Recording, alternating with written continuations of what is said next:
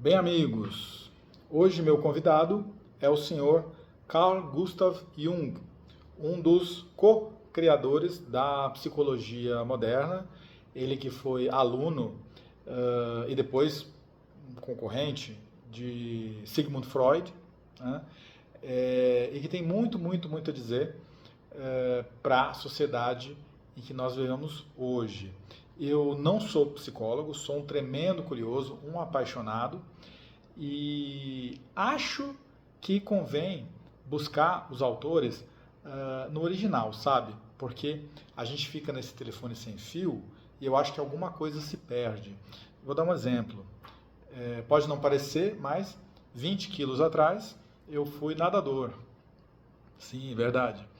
E no meu tempo era o seguinte: primeiro, segundo, terceiro, ouro, prata e bronze e um abraço, entendeu?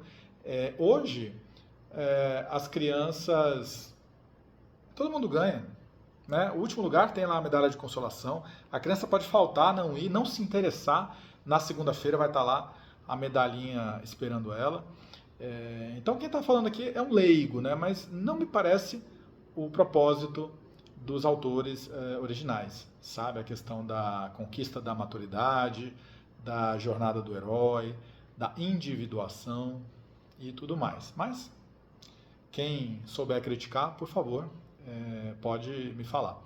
Bem, tenho em mãos aqui o livro vermelho, famoso, do Jung. Vou mostrar aqui a minha edição, né? Ela está meio arranhadinha assim, porque eu ganhei num dia e no dia seguinte a cachorrinha caminhou sobre o meu livro, o que para mim foi um símbolo maravilhoso, né, do que é a vida.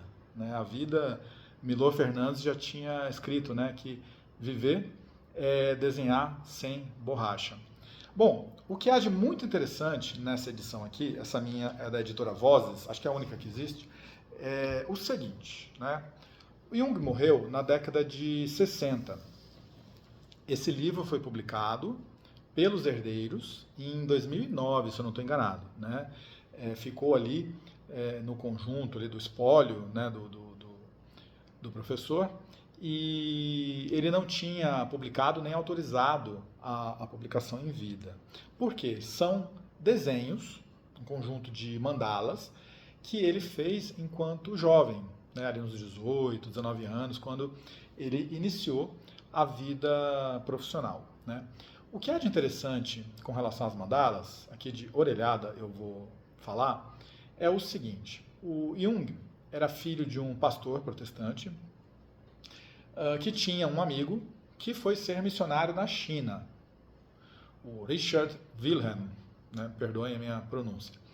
E certa feita esse missionário voltou para a Europa, para a Suíça no caso, e trouxe na bagagem, eram outros tempos, né? As pessoas eram mais afeitas a conhecer a verdade, né? E não se contentavam, pelo menos eu acho que não, com preconceitos.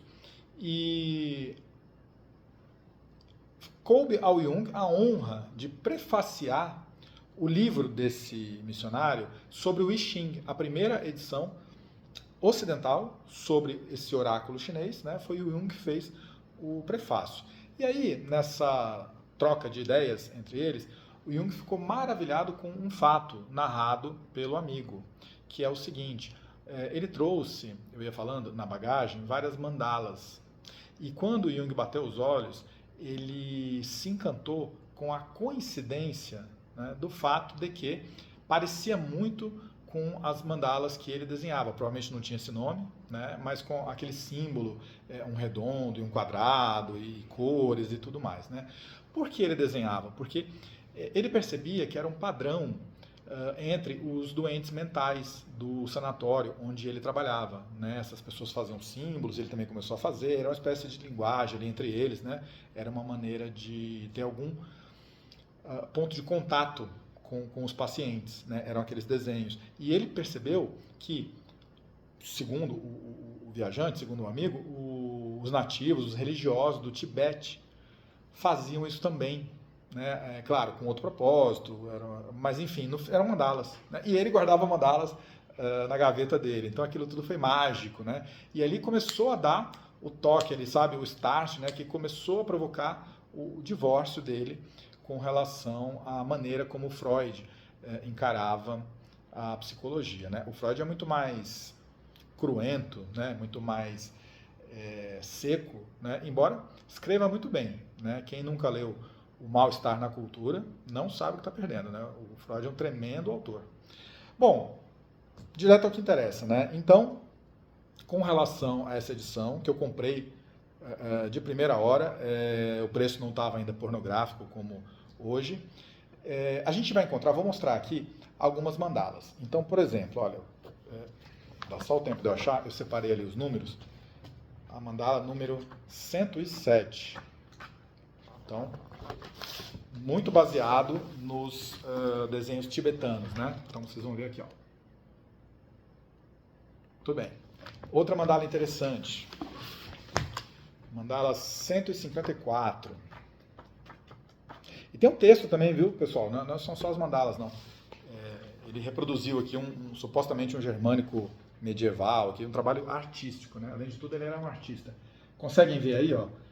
Seria o arquétipo do velho sábio, ou seria uma espécie de amigo imaginário, eu que estou falando, chamado Filemão, muito parecido com o Assim Falava Zaratustra, do Nietzsche, né? Então, em certos trechos aqui da obra, ele narra um suposto diálogo que em sonhos ele teria tido com esse anjo da guarda. Próxima, mandala 131. Vamos lá. São várias, né? Mas eu vou mostrar algumas que me chamaram mais a atenção. 131. Olha que bonito. A Árvore da Vida. Eu que estou chamando assim. Fala se não é uma obra de arte, uma pintura. Mais uma. 127. Que interessante. Olha, tem uma pegada religiosa, transcendental, né? O Jung trabalhava muito com esses temas, né? Ligados aos arquétipos básicos da humanidade. Aqui a frase amor triunfat, em latim, né? O amor vence. Eu não tenho dúvida disso. Sem esquecer que o amor se divide, né, em camadas. Bom, 121, mais uma. E aí eu vou entrar no tema que me trouxe aqui. Olha que bacana. Se não merece uma tatuagem, olha. É o Lapis Philosophorum, ou a Pedra Filosofal dos Alquimistas, significando todo o processo alquímico, né, para chegar da pedra bruta ali no ouro, né, no sublime, no metal precioso e tal. Bom, feita essa introdução, vamos agora para a parte mais legal, que são os dragões de Jung. Vocês sabem, se não sabem eu vou resumir, o Jung ele dizia que o processo psicológico envolve o autoconhecimento até chegar na chamada fase de individuação, que é quando o indivíduo se percebe, né, como um si mesmo, como autônomo, né, como não sujeito às variações, às vicissitudes, às influências do meio onde ele está inserido. É o ponto em que ele consegue influenciar o meio e não o contrário. É a maturidade. Nesse caminho, nós temos de enfrentar alguns desafios, né? É a famosa jornada do herói, né? Arquétipo psicológico básico.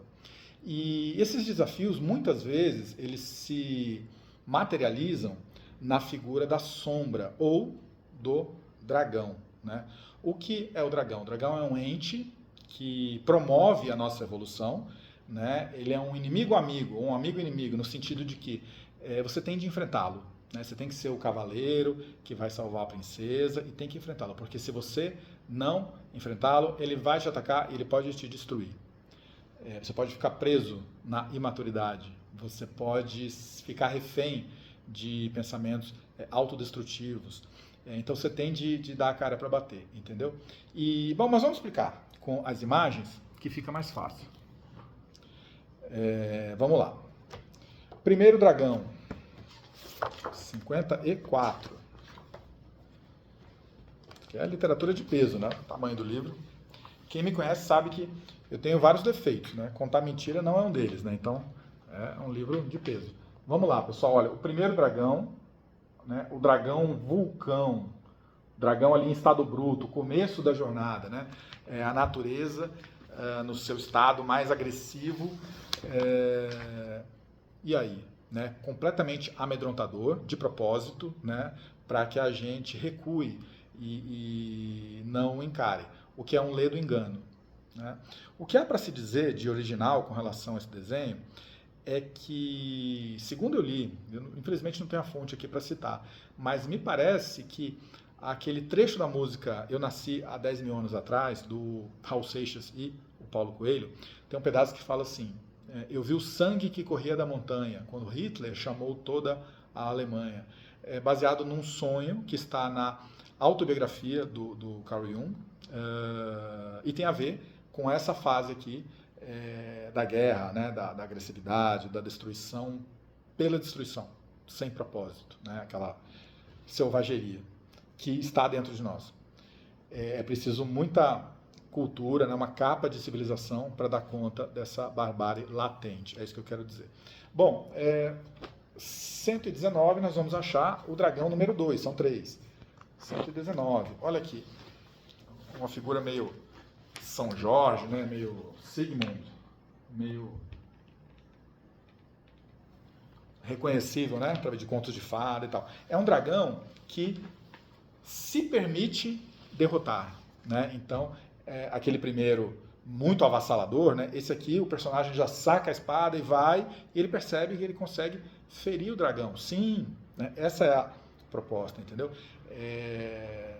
Tem muito a ver com o herói, né? Tem muito a ver com você valorizar os passos que você mesmo dá, né? Com você honrar as suas conquistas, né? Porque não parece fácil atacar um dragão terrível, né? Com uma espadinha, né? E avançando na jornada, o herói, que somos nós, chega aqui no último dos dragões, 129. Então vocês veem aqui um dragão num formato mais chinês, né, ou mais místico, né? Vocês percebem o dragão integrado, né? Então tem um homem aqui, ó. Ele não tem mais medo.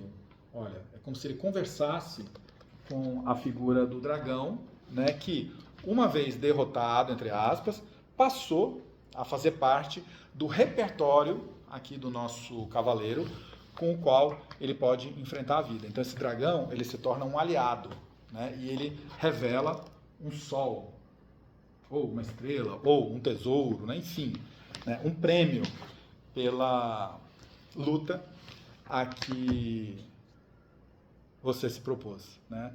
É uma jornada de autoconhecimento muito interessante, muito bonita. Eu vou dizer para vocês, né? A gente está sempre aprendendo, não acaba nunca, né? Tem o ditado de que a vida é muito breve e a arte é muito longa. Mas o Jung, ele consegue me levar para outros patamares, sabe? Eu li alguns livros dele, né? Eu recomendo, eu acho que vai fazer bem, vai promover reflexões, transformação, né? E se nada disso acontecer, também não tem problema, né? Você passou o tempo com literatura de qualidade. Então, namastê. Assim que faz, né? Obrigado.